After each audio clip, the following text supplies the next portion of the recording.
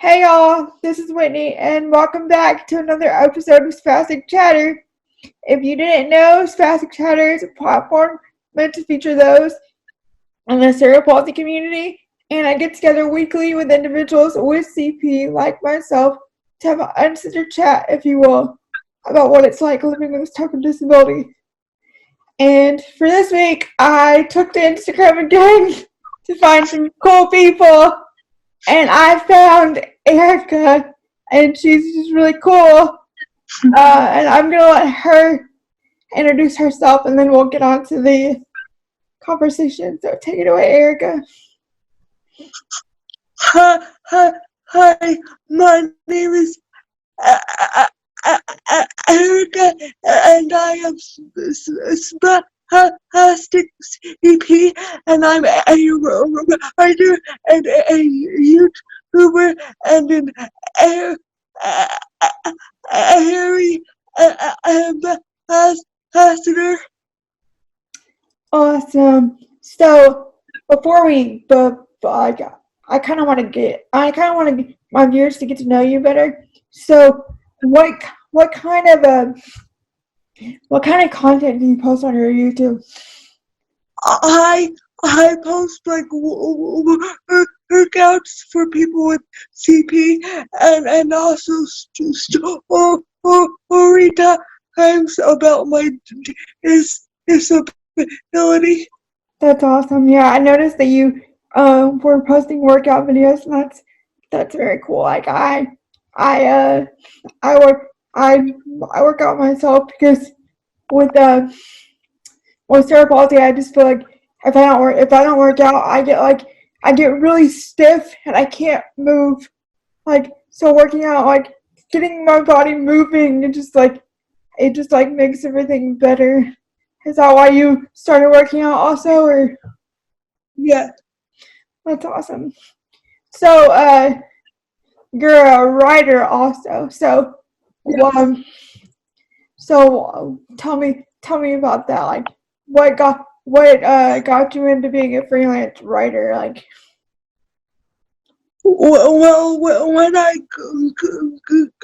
graduated college in May, I didn't know what I wanted to do with my life, so I just started to write and send it to different places. that's awesome. I think that's that's a common theme like that I've noticed for people like with cerebral palsy and disabilities.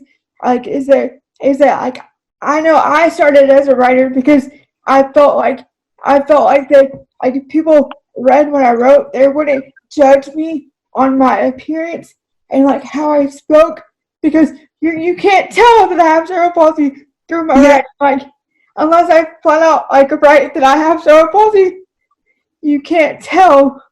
So I just think that that's interesting, that like the more guests I talk to, like that's one of the main like outlets they have is writing. Yeah. So what kind of publications have you like sent your pieces to?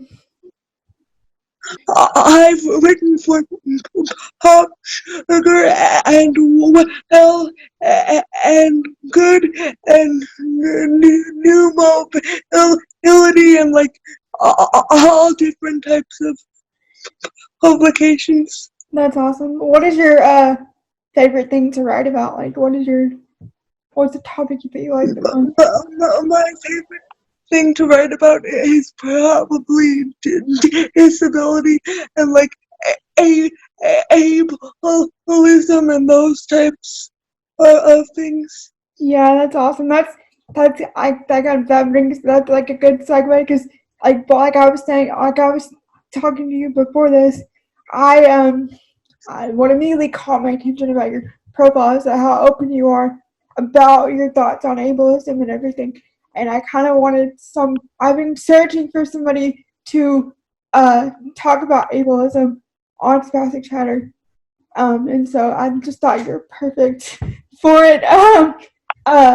So for somebody that's that's watching or listening and they're not familiar, what is ableism in your own words? Ableism is discrimination based on disability or perceived disability. Yeah. So there's different types of ableism, right? There's Yes. like correct me if I'm wrong, because you seem to be more versed on it than I am. There's internalized ableism where like the disabled person like is internalizing their negative thoughts on disability, right? And then there's societal ableism as a whole. So Yes. do you want to kind of give your thoughts and opinions on like on both of them? Does that make sense? Yeah. Well, I just struggled with internalized ableism as a kid and even into my adult life. So, and that's something very important for me to talk about because I struggled with and eating disorder and body image issues as a result of that. Mm-hmm. So what do you like? How did your internalized ableism manifest into like an eating disorder? Because you're not alone. Like I I went I went through the same thing. Like and I'm currently like you never like once you have a like an eating disorder like you never fully like recover from it. Yeah, It's always in the back of your mind. So like yeah, how did your internalized ableism manifest into other? Does that make sense? yeah, yeah. It just made me feel like I wasn't good enough and that I needed to compensate for something. So, uh, for a while, I just didn't really like myself, and then I went to treatment, and that kind of forced me to confront some of these issues. Yeah, that's I like how you said that you took like you're willing to go to treatment like because most people see or there is a societal perception that like treatment is like sort of like sort of negative and like people are not non-negative but people just don't talk about it. You know what I mean? So what so we talked about the internalized ableism. Like I struggle with this a lot um because my disability I can't hide it. So I'm like constantly like do I appear too disabled? Like I don't want to like growing up I did not want to seem I didn't want to be seen as the disabled girl, like, and it took me like getting more mature and like as an adult, like I'm disabled and proud, but I one of the things I talk about on this channel is that I'm very insecure about my about how I look when I talk and like how I struggle when I talk. So like the way that I sort of battle. I don't know how to say this in a like I'm the way that I sort of battle that internalized ableism. I guess you could say is I named my podcast Spastic Yeah, Chatter, because I was calling out, in my mind, it's calling out my insecurity and my voice before anybody else could do it. You know what I mean? Yeah. That's one way Yeah. that I came to terms with my speaking and everything, and got away from that insecurity. Is there any? Can you think of anything that you've done to kind of claim you're disabled and proud? Well, I got this had two of the wheelchair heart. I don't know if you can see it, but I got that with my best friend, and that really helped me feel more like comfortable with myself, and also having a YouTube channel kind of forces me to put myself out there. So I think that has helped a lot. That's awesome, and I can totally relate to tattoos. I'm covered. My arms are like covered in them.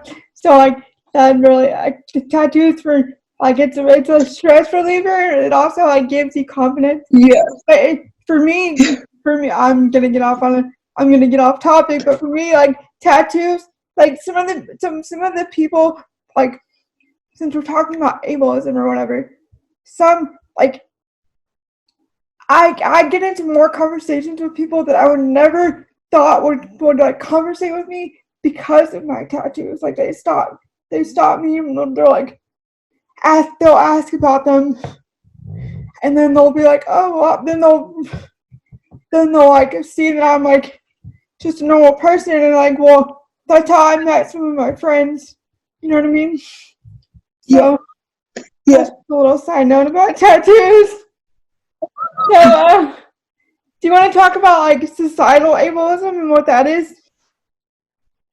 Yes, I think I experienced this a lot in life, and it can show up in different ways, like in the media, when they portray disabled people as helpless or inspirational or like these evil people. Yeah. And then also in real life, it can also show up because a lot of disabled people struggle to find jobs and get into school and things like that. Yeah. So, you talk. We can talk about it. This is a topic that the conversation is never ending. We're not gonna hit everything in one conversation. So there's there's so much to talk about. But you talked about like in the media portraying ableism shows up when they portray. It seems like people with disabilities are portrayed as the inspiration, and a lot of the movies that's what you see. They're either disabled people are either inspiring, or or they play up their disabilities so much. Yeah. It's pity me, you know what I mean, Yeah, like I need Tim. yeah, exactly. So I don't know, I can't when I watch stuff like that, I'm just I'm rolling my eyes, I can't watch. It gets to my nerves. Yes.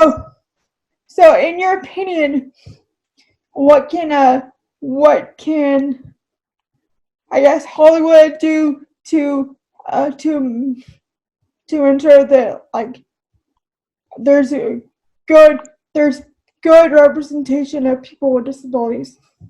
Well, first they can hire disabled people for all kinds of jobs like writing or acting or production, because I feel like when disabled people are involved, they usually have more of a say in how the representation goes. Yeah, I agree. So like hiring a disability consultant to make sure that like the disability is portrayed well in whatever they're producing. I agree with that. So you said so much. So one of the things you talked about is ableism and employment, and I cannot, like, that is one thing that I struggled so much with when I was looking for a job is um ableism and employment, and people don't realize that they're being they're, they're, they're being that they're being ableist, like when it comes to like especially employment, because like there's so much.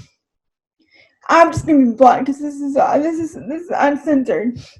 Like if a disabled person goes into an interview, I feel like I have to prove myself so much more than an able-bodied person, because I have to prove that I can do the job, and my disability is on display. Like I can't.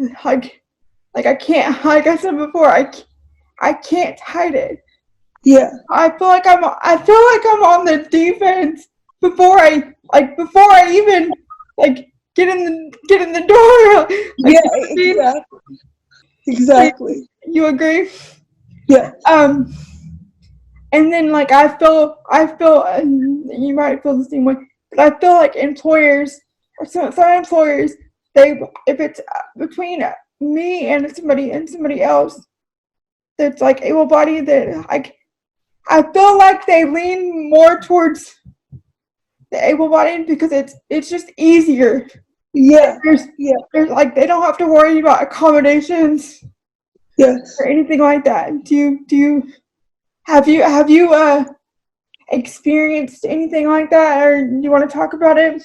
Yes, and I feel like I'm able to get jobs when people know me personally, but when I'm just trying to apply for a random job where nobody knows me, they kind of judge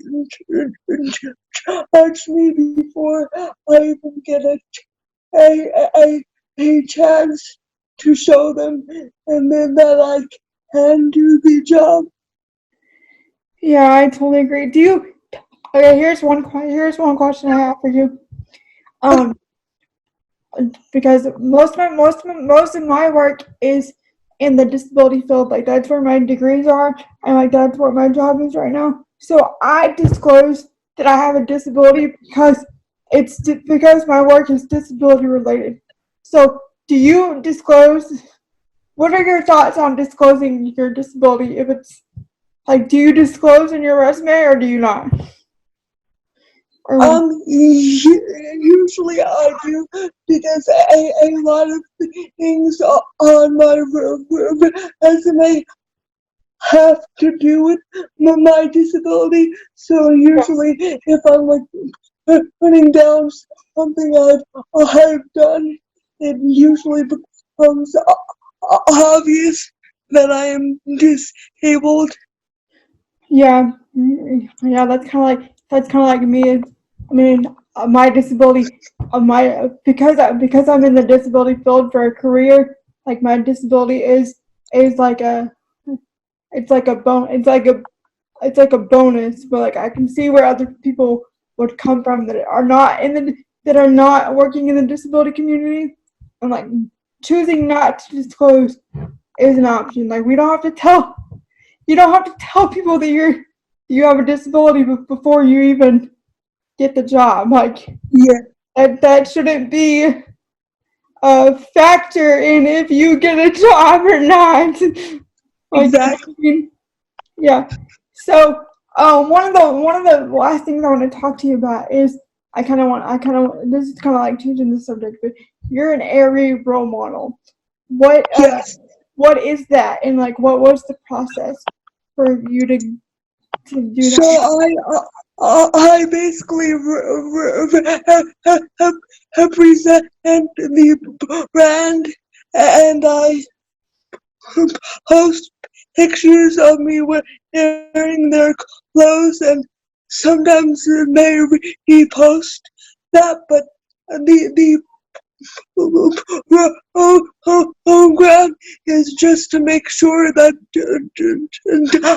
diverse people are represented in the media, because usually in the media everybody is in and white and able-bodied, so that they're trying to get away from that and show some more types of people. Yeah, that's really cool, and that kind of goes along with the theme of ableism. And I like how they're combating that with showing real people. And I noticed on your Instagram, you're you're getting out of your comfort zone by like posting like pictures in like bathing suits and stuff like that Yeah, to like show that, like, this is what a real body looks like for a person with exactly. for a woman with a disability. And to me, I love that because it shows, like, it gives me confidence, because that is what, like, my, like, our bodies don't look like Yeah, the average woman, like, but we're still but like that doesn't mean that we're any less beautiful, and like we have to embrace ourselves. So yeah. I really enjoy that. And um so where can people follow you on social media area? I heard from Mones. It's Ricamones.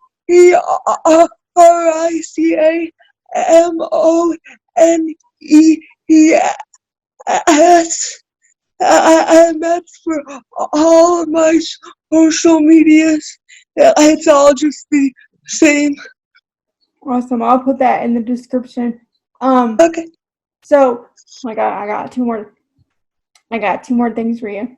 What are your Okay. what are some of your future goals? I want to become published author, and I want to get my YouTube channel off of the ground and reach more people. That's awesome. So I'm gonna put your YouTube channel in the description as well. Okay, Just thank you. so you're aware. So I can give you a little shout out at the, like, go check out her YouTube channel so she can grow.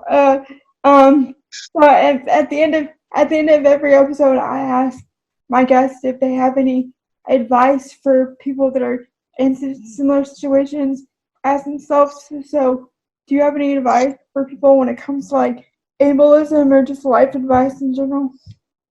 I would just say to get more involved in the disabled community, and don't be scared to put yourself out, there, because no matter what, people are going to judge you, so they might as well be judging you for putting yourself out there and doing something good, and then just judging you for doing nothing.